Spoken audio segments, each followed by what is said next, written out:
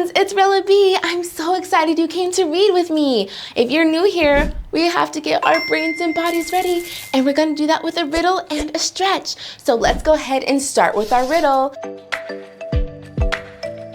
This is Rella's riddle, and this is how it works. I'm gonna give you 3 hints, and then I'm gonna give you a couple seconds to guess. Are you ready? Hint number 1, I am known for my very smelly spray. Do you know what I am? Hint number 2, I have a distinctive stripe that goes down my back. Do you know what I am? Hint number 3, I am normally black and white. Here's a hint. All right, if you guessed a skunk, then you would be correct. And before we get into our stretch, let's go ahead and learn a couple different ways to say skunk. If we wanted to sign skunk in American Sign Language, we would take our fingers like this with our thumb in between our middle finger and our pointer finger and go like this, like a stripe down our back.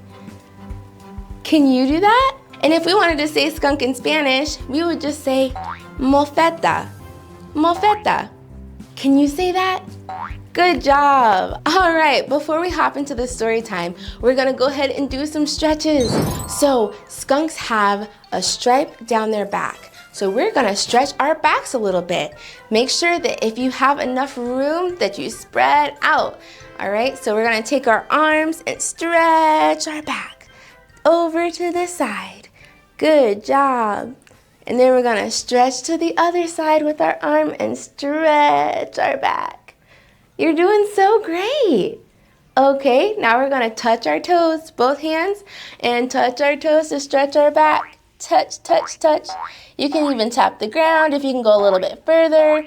Or you don't have to touch your toes if you can't bend down that far. Just try to tap, tap, tap your toes. And then we're gonna go ahead and stretch after we spread our legs a little bit like this and take our arm and reach for the opposite leg and stretch, stretch, stretch. Good job, guys. And then we're gonna do it to the other side too. And stretch, stretch, stretch. Reach for your foot or your ankle with both arms. You're doing such a great job. All right, now that our brains and bodies are ready, let's go ahead and get into the story time.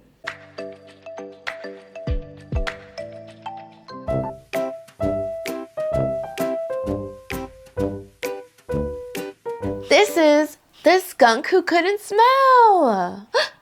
Have you ever thought about that? What if you couldn't smell? Then you wouldn't be able to smell super stinky things, but you also wouldn't be able to smell things like flowers or perfume or fresh cookies. The Skunk Who Couldn't Smell, written by Sarah McCormick and Michael Smith, illustrated by Evgenia Lumper. Smellerella Skunkerton always knew she was unique, but she didn't quite know why. After all, she looked like all the skunks she knew. She liked to eat fruit and dig for bugs just like them. And when she was scared, psst, her skunk spray came out just like the other skunks did. Still, Smellerella knew something about her wasn't quite the same. One day, Smellerella and her siblings came home from school to find their mom baking. It smells so good in here, her sister Savvy declared. Yum, fresh bread, her brother Sneaky Pete added. Smellerella stuck her nose in the air and took a few sniffs. What were they talking about? She couldn't smell anything. Curious Smellerella had a loaf of piping hot bread to her nose. Why can't I smell this? She wondered. The next day, Smellerella raced home from school ahead of her siblings. Her mom had promised to make chocolate chip cookies, and she couldn't wait to smell them. Smellerella sped into the kitchen and saw the warm cookies sitting on the counter. Closing her eyes, she took a big sniff. Smellerella's eyes popped open in shock. She couldn't smell the cookies either. Maybe it was possible cookies simply had no smell. That thought didn't last very long. The other Skunkertons quickly piled into the kitchen, raving about how delicious the chocolate chip cookies smelled. Smellerella felt her stomach tie itself in knots. If she couldn't smell the cookies and she couldn't smell the bread, what else was she missing?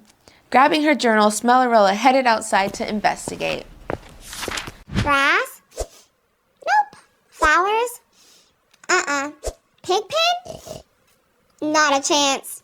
Smellerella was starting to feel desperate. She even tried spraying a dog, but she couldn't smell that either. Though, by the look on the dog's face, he sure could. Smellerella headed home, anxious to talk to her mom, but as she opened the door, she remembered her mom was working. What's wrong? Sneaky Pete asked. You look upset.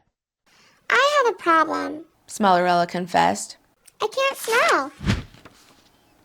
Sneaky Pete raised an eyebrow. You can't smell. Who's ever heard of a skunk who can't smell? This I've got to see. Sneaky Pete blindfolded Smellerella and put her through a sneaky smell test. What food am I holding? Sneaky Pete asked. Smellerella took a deep breath. I don't know. She said with a shrug. Sneaky Pete was sure Smellerella was lying, but how could he prove it? Gathering his siblings together, he asked them to find the stinkiest items around. Before Smellerella knew it, she was being asked to smell moldy cheese, sweaty socks, rotten eggs, and Sneaky Pete's week-old gym shorts. Smellerella was growing impatient. Enough! She shouted. I can't smell anything. Sneaky Pete still wasn't convinced, and he had a sneaky trick up his sleeve to prove Smellerella was lying. He unscrewed the cap of a pepper shaker and shoved it under Smellerella's nose. As Smellerella breathed in, the pepper tickled her nose and made her Achoo! Busted! The Skunkertons yelled in unison You sneeze. That proves you can smell. at Sneaky Pete. Tears streaked down Smellerella's face as her siblings danced around chanting, Smelleretta said she couldn't smell, but Pepper had a different tale to tell. She knew they would never believe her now. Just then, Mama Skunkerton came home from work. Seeing Smellerella's tears, she asked, What's wrong, honey? Smellerella sobbed. I've tried smelling everything from cookies to grass, but I can't smell anything. She's lying. She sneezed at the pepper. Sneaky Pete shouted. She failed my sneaky smell test. What's a sneaky smell test? Mama Skunkerton asked. They made me smell all sorts of stinky stuff, like moldy cheese and sweaty socks, but I couldn't smell any of it. Then they put pepper under my nose. When I sneezed, they said I was lying. Mama Skunkerton wiped away Smellerella's tears. Smellerella. She said, Pepper makes you sneeze because it tickles your nose, not because you can smell. I believe you, and I promise we'll get to the bottom of this. A few days later, Doc Diggins looked over Smellerella's notes. Grass, cookies, moldy cheese. You really know how to conduct a proper experiment. He said. But I have a few tests of my own to run. They may help figure out what's going on. First, we'll start by taking a look up here. Doc Diggins explained. Poking around Smellerella's nose. I think we need to take a deeper look. Smellerella, Doc Diggins said. I know what's wrong with you. Smellerella practically jumped off the exam table. Really? What is it? You don't have an olfactory bulb. Stated Doc Diggins. Smellerella touched her nose gingerly. An old what? She asked. Doc Diggins chuckled and then explained. An olfactory bulb. That's what helps your brain distinguish smells. You were born without one. But if I was born without one, That means you've never been able to smell. Interrupted Doc Diggins. Not even as a little baby skunk. You just didn't notice until someone brought it up. On the drive home, Smellerella looked sadly out the window. The world was full of smells, but not for her. She wondered what else she was missing out on. Suddenly, Sneaky Pete pointed at Stinkerina's shoulder and shouted, Spider! Stinkerina turned and saw a giant creepy spider. Before she knew it, psst, she accidentally skunked the whole van. Stinkerina! Sneaky Pete groaned, sticking his head out of the window to avoid the smell. It was just a toy spider. Ugh. This smells so bad. Watching her family, Smellerella started to smile. She couldn't smell bread or cookies, but she also didn't have to smell Stinky Pete's weak old gym shorts or Stinkerina's skunk spray. Maybe having no sense of smell wasn't all bad.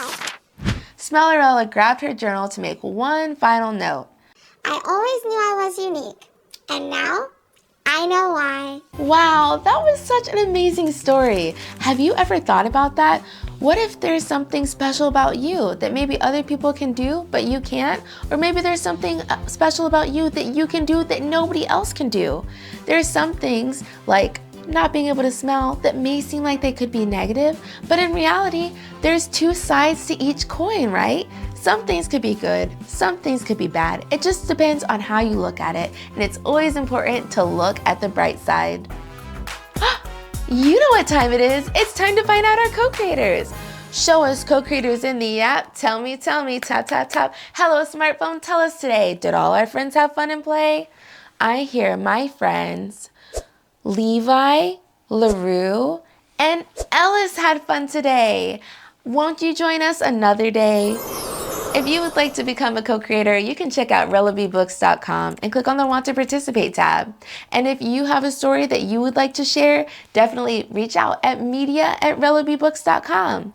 Thank you so much for joining me today. And if you like audio-only stories, you can check out my podcast, Reading with Rella B. I'll see you next time. Toodles!